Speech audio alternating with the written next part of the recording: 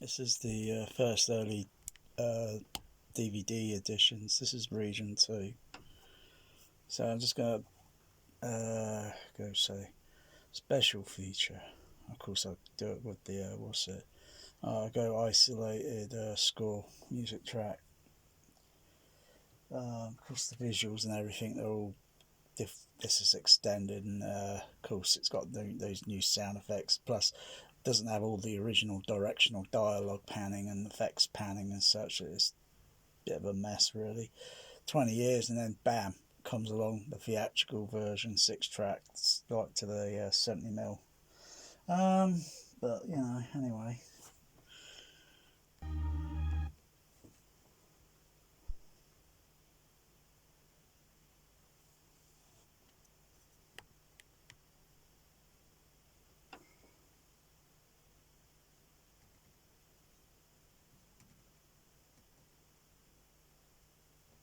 I'll listen to it for a little few moments.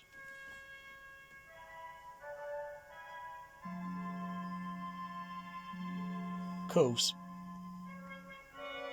there is a bit of a blunder here because in the movie the score just at the beginning here is in mono, so in relation to the Academy ratio here in black and white, because this opens more or less like how Dorothy, when she goes out of the house when she lands in Oz, in the Wizard of Oz, and she opens the door and then everything turns into Technicolor. Of course, it wasn't Dolby Stereo then, it was all mono. But in a remix where sort of thing sense today, you should have in certain parts where the design of, say, like Wizard of Oz, some of the it's a difficult choice decision to make, a remix to sort of like say like have the music in the movie play mono, right, from the opening to the opening of the movie to the point where she opens the door, and then the music then goes out into stereo. But you can have the sound effects, say, such in stereo and panning and all that, like when you get the tornado and that, have that in like stereo. But then when Dorothy opens the door, then the music then goes from mono out into stereo. If you get my meaning, these are choice decisions you would make. But I like the way they've done it with Superman because that's pretty cool. But this should be mono. It is mono in the film mix if you get the original on.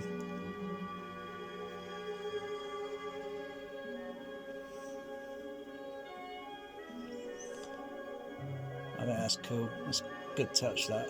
Of course, these curtain tabs, they're fake. They're animated, of course, into the image. But you can see its scope frame, and then the curtains open as the credit push the curtain tabs.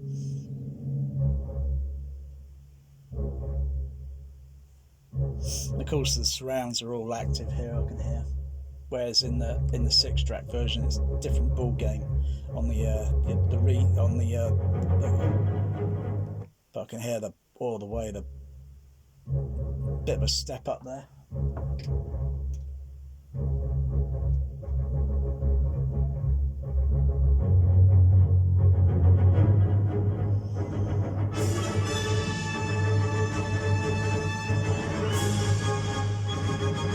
Of course, you get that coming kind of up behind you sort of thing on the surrounds up onto the screen channels pretty fast. If that was mixed proper today sort of thing, you could have that super logo coming up roaring from the floor, blow surround, and then whoosh up. Of course, you've got to work out the geometry of the 3D because it's got a kind of a 3D to that graphic, because you can see it even in the 2D. It's got like a 3D. That's easy to work out. It's like when that starts doing that effect, that's kind of like doing a 3D effect sort of thing.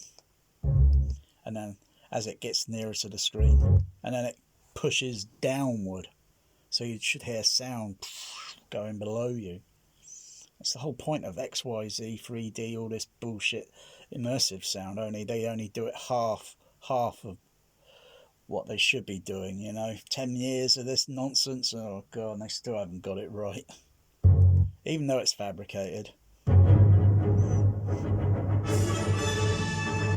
something like that with the you had that kind of going down on the screens and then down through the side surrounds, bit overhead. Well, actually, a little bit depending on kind of going into the middle overheads, and then kind of as it would move in a little bit more, it would spread out a bit more wider into the other ones.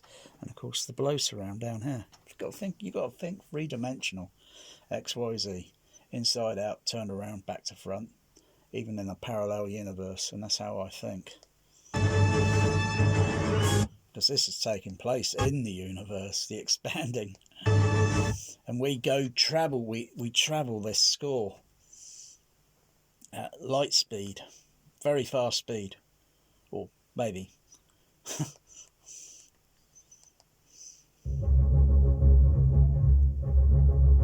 Wow.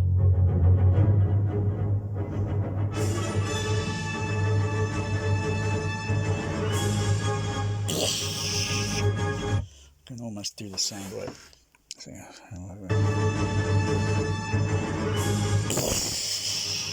Does that sort of thing, doesn't it? To get between the microphones.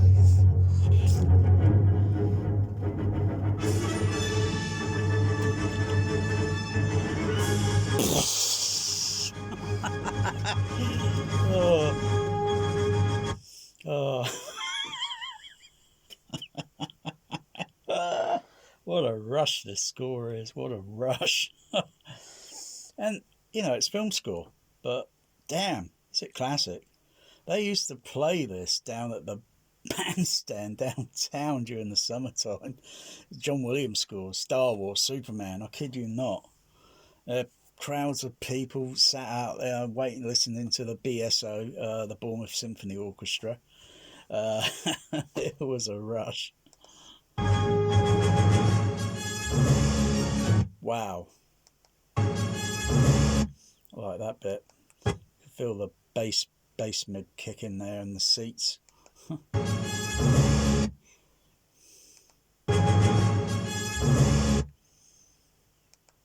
course, it's easy. Turn it up a little bit louder, get a bit more of it, but I can hear the mid and high frequencies, so they have to be attenuated slightly, if you know what I mean. Because then you say, oh, it's too loud because of the sensitivity of the of frequencies. It's a simple thing to adjust. Simple. It's not a jump in Odyssey and adjust this, that, EQ, parametric, that, put a little Q bandwidth on down there and that. You got to do the levels equal. Once you've done all the levels, tuning and that, you have something then that you can specifically adjust. So it adjusts the frequencies equal level. Otherwise, you're going to make things and turn it into a dog's dinner. It'll be a bloody mess. But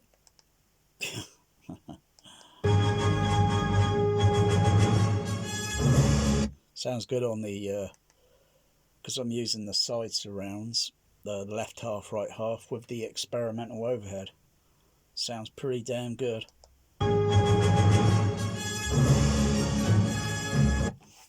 Wow.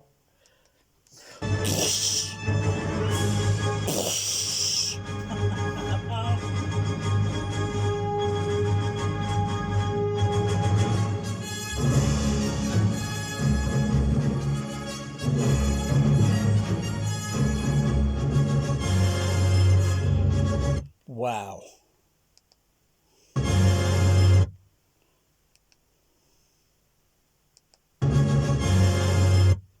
Even like that. Oh, wow. I've got to put in the other next part of the experimental surround, which is going to be the same sort of thing that I'm doing, more or less, but I'm going to do it for the floor.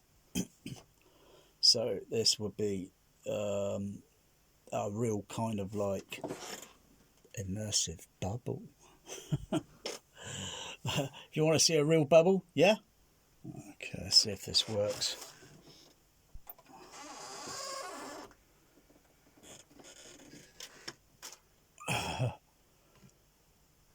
Oops, that's very tricky. Very tricky. Oh, yeah, saw that? See that? Oh, it's very wet as well. Can't avoid it, I'm afraid. Yeah, well, that's a bubble. That's a bubble. Very tricky to do these indoors. Oh, I got a good one there. Probably didn't see it on camera. Probably a bit off. Oh, it's having the solution and the. Oh, you got to do the. I can't wave it around too much, otherwise I'm going to move water all over the bloody place. One more time. Oh, there. Anyway, saw that? Bubbles. Get one of these. And do immersive audio until you're blue in the face. One more time. See that bubble? That's like a popped. Let's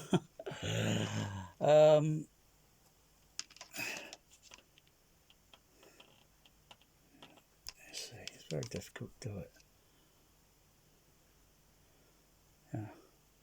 Yeah.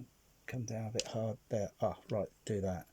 See, it almost looks like the domes in Logan's Run, or maybe the dome in Krypton, that dome thing, only it wobbles. He slimed me. Look at the way the light's reflecting on it as well. See, I'm looking at it actually in 3D, even though on the camera it's in 2D, but I'm looking at it in 3D. It popped. Oh, but there's another bubble there. There's lots of bubbles. They're all immersive, you know what I mean? You see, you can go on the bed there and dream about objects, bubbles. Yeah, that's Dolby Atmos. Yeah, right. Only does it half the Z-axis. Fucking waste of time. Yeah.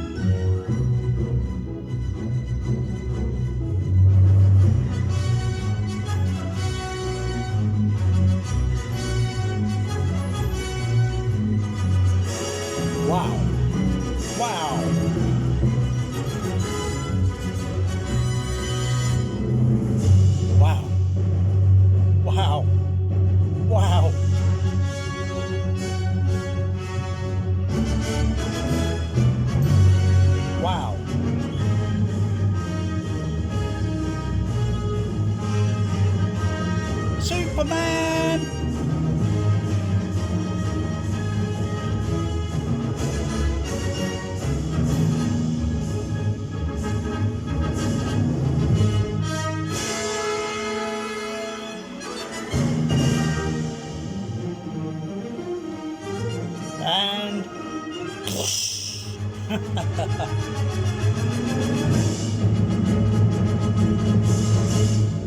Awesome. Hans Zimmer, you ain't got shit on that. I can tell you that. Your bloody Man of Steel score sucks. It's not an opinion, you know. Hans Zimmer sucks. I think he's just totally overrated. Oh dear, you thought he would have got an Academy Award for that Man of Steel, wouldn't you? Huh? Nah, this one really fits it. It's like what Richard Donner said when he heard that score, and he could hear it in the. It says it's like it's saying Superman, and he's absolutely right. I can hear it as well. Brilliant.